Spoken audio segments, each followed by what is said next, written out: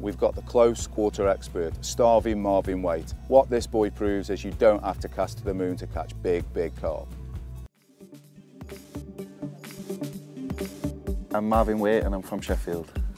I got into carping when I was about 17, just solely carp fishing, just fishing anywhere really that there's a fish with a bit of an interesting story or some ugly fish that nobody likes to catch. I'll go and catch it.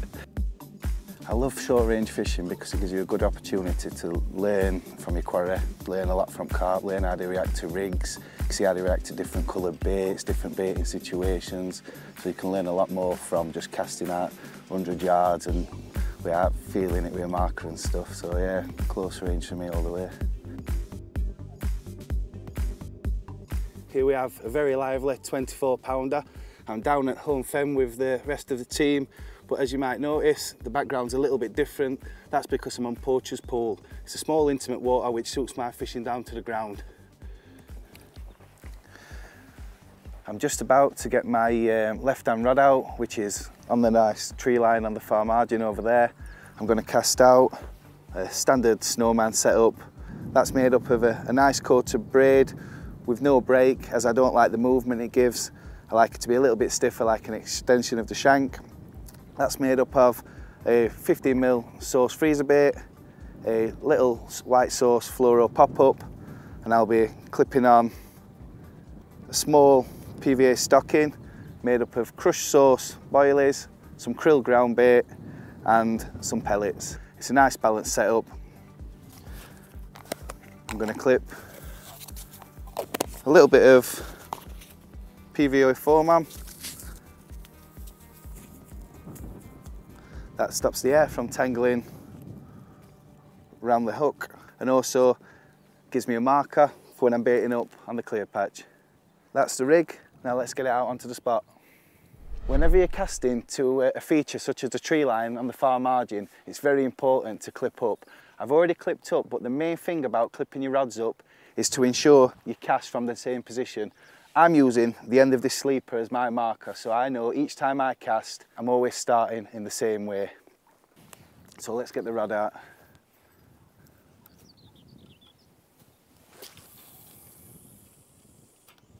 Just feeling it down now. In the crosswind it's difficult, but I can still do it.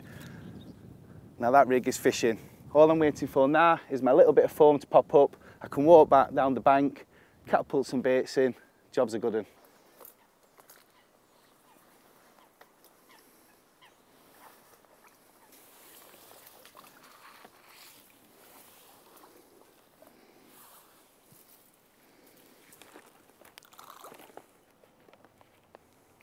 My next rod is going to go down this margin.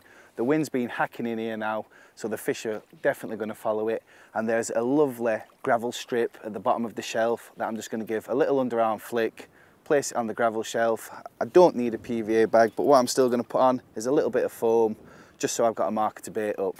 Let's get the rod out. Just control the line with my finger, feel it down. Perfect, there's a lovely depth of water there. Make sure the line's not on those reeds. Let it sink. We're fishing. The foam's popped up, so I'll sprinkle some bait on it.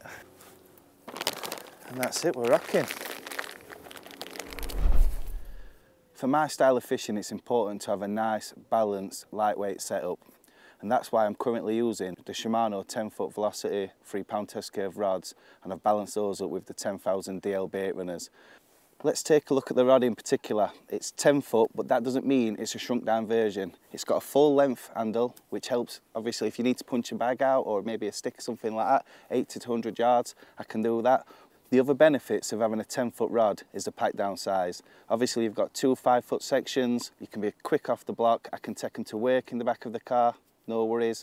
A lot easier for storage. And the other benefits, double them up with a small bait runner. They're a lot lighter, so I can grab them and go. I've chosen to pair up the 10-foot Velocity rods with some lovely 10,000 DL bait runners. For me, these are a perfect balanced setup. It's a quarter of a turn, so there's no free spool turbo lag. You're in direct contact with the fish, so you can just bang them fish straight in, no worries. Well, how's about that for £23 of hard fighting Poacher Pool mirror? Absolute stunning fish, gave me a real battle, but in typical fashion, just like buses, two come along reasonably in the same time. So let's put this one back and have a look at the other one. Well, here's the stunning breeze block of a carp, 30 pound, 4 ounces of him. It's the third fish of the trip down on the Poacher's Pool on the Fen complex. Really enjoyed it. Thanks for watching.